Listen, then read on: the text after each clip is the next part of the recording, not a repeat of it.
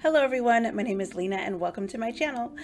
I'm an online teacher and I've worked with several online companies, and so on my channel I like to talk about the different companies that I've worked for and just different things that have worked for me. So in this video I'm going to be talking about some resources that I used for Cambly that worked for me when I was just looking for things to make my lessons more interesting, or just if I just didn't know what to do in my lessons. I found some resources that would really help me to guide my lessons and make them just more interesting for me and for the student. And so I've collected several resources for adult students and for younger students too. So if you are new to Cambly and you just don't really know what to use in your lessons, or you're just looking for something different to add to your lessons, well, I'm going to share with you some of the things that I've collected and that could be helpful for you, that are free materials that you can use in your classes on Cambly. So like I said, I'm a Cambly teacher. I've worked with Cambly with several companies. So if you have any questions about anything with Cambly, I could help you. I do have a referral link for Cambly in my description box. If you are interested in working with Cambly, if you have not already started, then you can check out my referral link in the description box and you can click on it. You could sign up and let me know that you do, because if you have any questions, I do like to help people with the process, so that if they just have some questions or just things to help their process go better, I'm here for you. So just let me know that you used it and we'll go from there.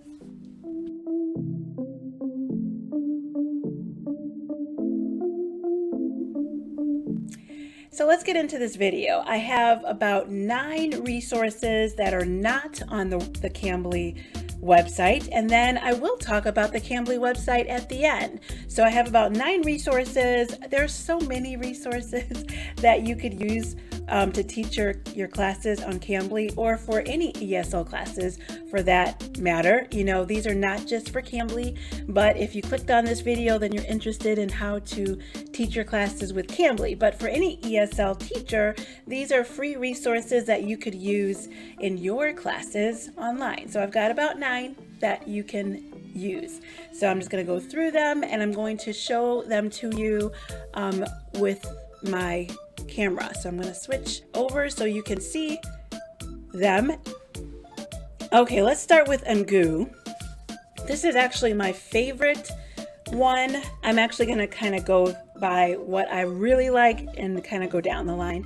But this is my favorite one because everything is so colorful and attractive to your student without a lot of advertisements and stuff. And they let you specify the level. So if I wanted to have just lessons for beginner, I could slide that over and now I can have some lessons for beginners. Or if I want to make it a little bit more advanced, then I just adjust and move these to incorporate more advanced students. And then if I wanted to have, so then I could choose, let's just say, describing pictures. This is interesting. I like this one. So you could go there and pick a picture, and then the picture has vocabulary words that you could use also as you're talking about the picture, so that your student could just talk about the picture, right? So that's just one of the activities. I mean, there's lots of activities you could use with this one. They even have business English. If you're teaching some adults with business English, they have that. You could discuss health and lifestyle, grammar. Some students will get on there and they will ask you about grammar, right? Grammar lessons, or just discussion questions. You know, sometimes you just want something to talk about. So how to start meditating or how to start running for fitness. It just gives you something so you're not just bored with, you know, how are you today or what's the weather? It gives you more interesting things to talk about. So I do like Ngoo. There's lots of things to look at with Ngoo. And then we'll go to the next one, which is Games to Learn English. So this one is very fun and interactive. It's more for younger kids, but you could use it for older kids too. And I will actually say that for some other classes that I have, I could use this for that are not ESL classes, like these word searches. This is pretty cool. So let's try this. So you press start and then you choose what it is you want to look for. Let's just say animals. And then, okay, fly. Let's look for fly. So now you're looking for the word fly right here, fly. So then you go like that and you found it. So now you could keep looking for more animals in your word search. So this could be for ESL, and it could also be for other classes that you teach online too. Just saying. So yeah, I do like this website a lot because there are a lot of fun games that you can play with this website, and there's not a lot of advertisements, and it's free, right? Okay, so the next one is Learn Hip. This one is pretty cool. There's a lot of activities that you could use on Learn Hip. But I will just say, I'm just going to focus on one, and the random questions. That's just the one that I just feel like is a good starter for, warm up for classes, and that's very helpful for me. So I'm just going to talk about this one. So you press start to begin, and then you can have the student read it, or you could read it yourself. This is probably not for really young kids, but maybe middle schoolers and up. But what do you think of genetically modified food? Okay, that's a hard question. Let's go to the next one. If you won a lot of money, what would you spend it on? Okay, well, that could be for all age groups. So yeah, so it gives you just random questions that you can use in your class. It doesn't have to be on a specific subject. And then you could talk about it for a while in your class, or go on to another question or another activity. And if it's not appropriate, just go to the next one. So that's Learn Hip. By the way, I will be putting these down in the description box. So if you want to have links to these, you can have them there. The next one is Learn with News. Now this one I think is very fun and interesting because, if you're like me, I like to know what's going on in the world. So you could talk about it with somebody in another country. And they give you articles you can read, and even the different level of article. So you have the same article in level 2 and in level 1 and in level 3. So, and I could tell you that they do update these. These are not just like the same articles from like years back. They do give you newer ones to choose from. So once you select one, then after you read the article with your student, which, is level appropriate. This is a level 3, so it's going to have some pretty challenging words. But if we go to a level 1, we can see the vocabulary will change a bit, and it'll be a little bit easier for them to understand. And, these kind of lessons I like when you just don't really feel like coming up with a whole bunch of questions for your student and talking. You could just read, and then you can go through the activities at the end. They have the difficult vocabulary words, and then they go into some other activities too. Match the synonym, true or false, unscramble the sentence. So it gives you a lot of activities to give you a lot of stuff to fill up your lesson. And then we'll go to ESL Video. This is fun because it gives you videos that you can use in your class, to like little short videos, and then you can ask questions about them. And I believe you can even they even offer the questions to you. I haven't actually used this one in my class, but I did find it interesting, and I kept it on hand to use one day. But you can see here's the quiz on the side that goes with the video, right? So something interesting and fun to use in your class.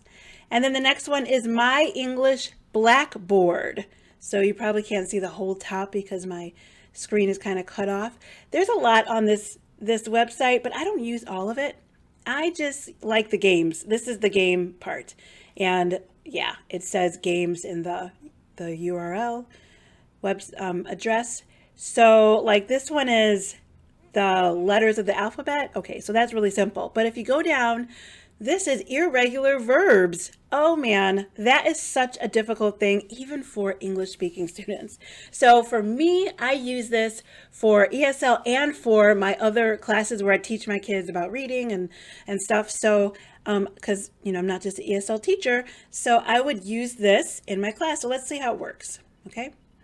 You spin, and then there is a sound to it. You probably can't hear it right now.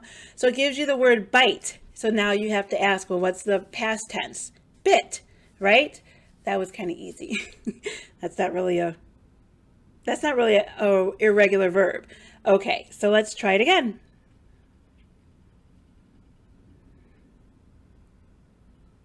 Choose.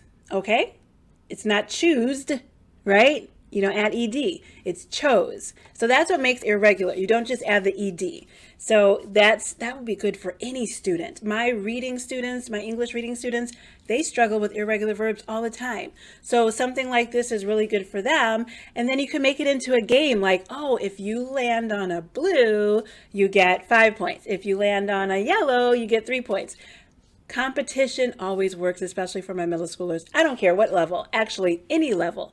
They love the competition. So adding points to different colors is a great way to make the class more interesting. And then they can play against the teacher, or if you have other students, they could play against each other. And then this is more advanced. This is the wheel 2. And then there's more. There's this one too. So there's more on this website, like I said, but that is what I would use. Okay, so then the next ones are more just like conversational starters. This is ESL Discussions. They give you so many themes, topics that you could choose from, and these are alphabetized. So, oh man, that makes it so easy to find topic that you want to talk about. So let's just say adventure. Let's click on it. So it gives you questions. Actually, they split it up between student A and student B, and they can ask each other. Or if you just have one student, you as the teacher ask the student, and then you talk about it. And they give you several questions about that topic. And I really like this one because there's not a whole lot of advertisements and it's very clean cut. But there are many websites like this, and I will show you. The next one is, I don't know, like the website, I'm not, ESLJ, I don't know who that is, but conversation questions for the EFL classroom. Now there are questions, but you can see here, there are other things on this platform that you can use for your ESL classes. So that is something else that you should keep in mind. It's not just conversation questions. There are other activities, but what I have found with this website is that a lot of the activities are for in-person classes. So you can adjust them for online classes, but it does take a little bit more preparation. So these are, again, the themes that you can choose to talk about, and they will give you stuff after you click on it. It'll give you questions to ask. So, and then another one, these are really popular. Conversational starters are really popular. My English pages is the last one that I'll talk about. But this one is not, it has some good stuff on there, but it's not my favorite because of the advertisements. Now, let me try to go. So I had to stretch it out a little bit so you could see more of the topics, the tabs at the top. There's vocabulary, speaking, reading, listening. So reading is always good to do with your students. Reading, that's just an option. And that's majority of what I use this website for was the ones. And you can see there are a lot of advertisements, so it gets kind of annoying. Let me make this a little bit bigger so you see our topic. So reading about whales. Let's click on it and see what it looks like.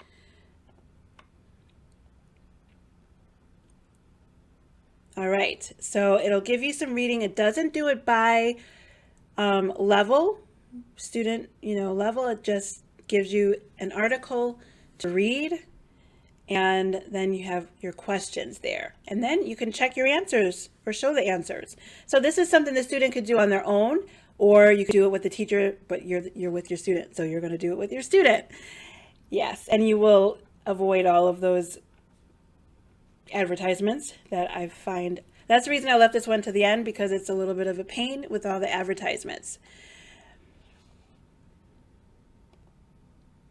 All right, so here we are at Cambly's website. I'm on the dashboard. I'm just going to go to the top where it says library. Right here it says library. So I'm going to select that.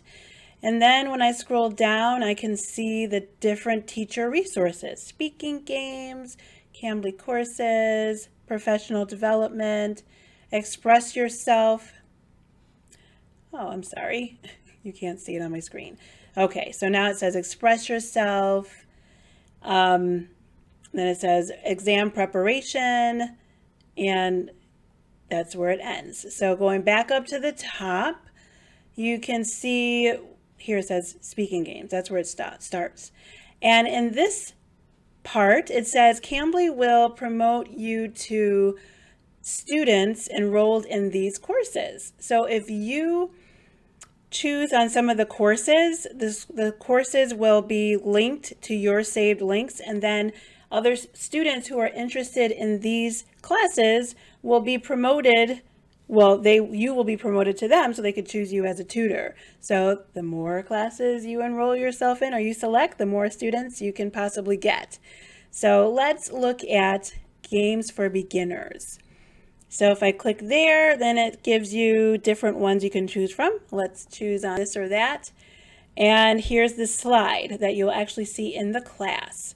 And then you'll just simply go through and talk about this or that. Do you like movies or books? Shopping or saving? So it gives you some conversational things to go through, like other websites we talked about. So it's just something to talk about with your student so they can practice. So there are lots that you can choose from in their library. So have fun. There's a lot that you can use. So that is all for my resources that you can use for teaching students on Cambly or any ESL classes for that matter. So if you are interested in teaching with Cambly, and if you have not already gone through the process, like I said, you can use my referral link in the description box and let me know that you have actually used it. And then if you have any questions, I can walk you through the process, okay? My email is TeacherLena, Lena, Life, @gmail.com. So you can reach out to me there and let me know that you used my link, and I can answer any questions that you have. I also want to let you know that I do offer coaching for teachers who are interested in teaching online, whether it be for Cambly, Outschool, or any other ESL company that you're interested in applying to. Like I said, I've worked for several companies, so I know what companies are looking for when it comes to ESL teachers and what you need to know. So if you are interested in any coaching along those lines, again, reach out to me at my email address, and we can set up a time where we can chat and have a Zoom chat. I do have a price for that, but if you email me, then we could talk about that.